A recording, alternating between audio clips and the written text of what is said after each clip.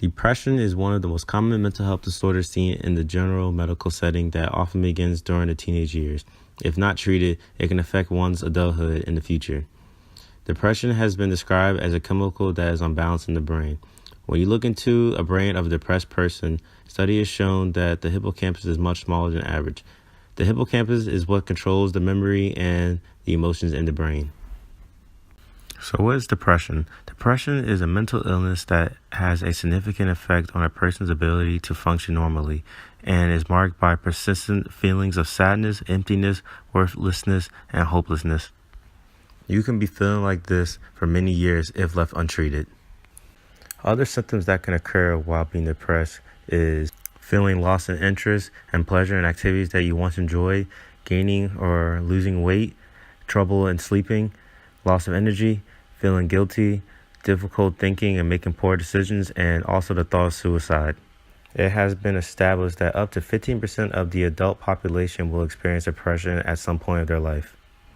The purpose of the study is to find a way to help treat and prevent depression among college students. The researchers believe that making a mobile app will be more convenient for college students when they're outside of school. The reason why the researchers want to use college students is because during the time of being in college, people are more often or not to be stressed and depressed. This mobile app is to help prevent all that. Later on in the video, it will be explained why this mobile app will be useful.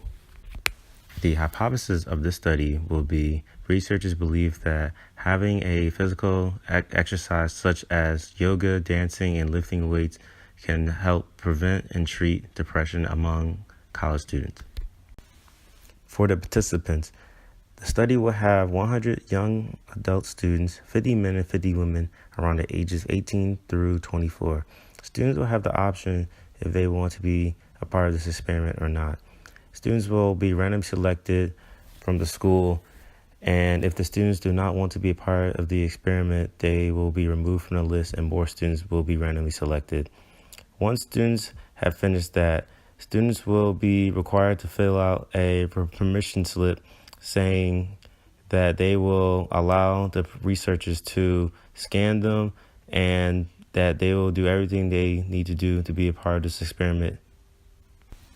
When students are finished with the permission slip, students will receive an email asking them to take a survey on a patient health questionnaire talking about depression. Students will have 2 days to finish that.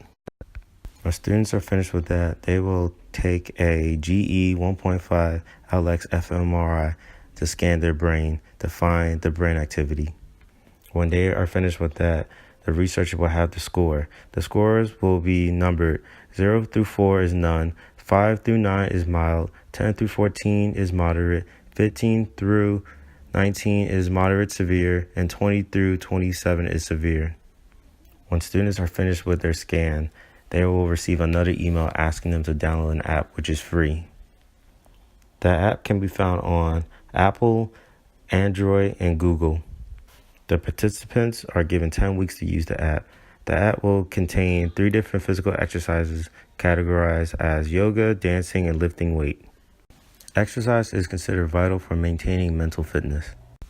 The reason the researchers use the 3 different exercises is because meditation, movement, and even breathing deeply can cause your body to produce endorphin. Endorphin is a chemical in the brain that acts as painkillers. Endorphin can be found in the pituitary gland.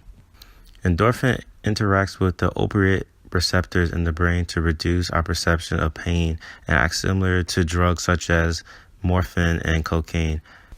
Activation of the opioid receptors by the body orphans does not lead to addiction or dependence. In addition to decreased feeling of pain, secretion of endorphin leads to feeling of endorphia, modulate of appetite, release of sex hormones, and enhancement of the immune response.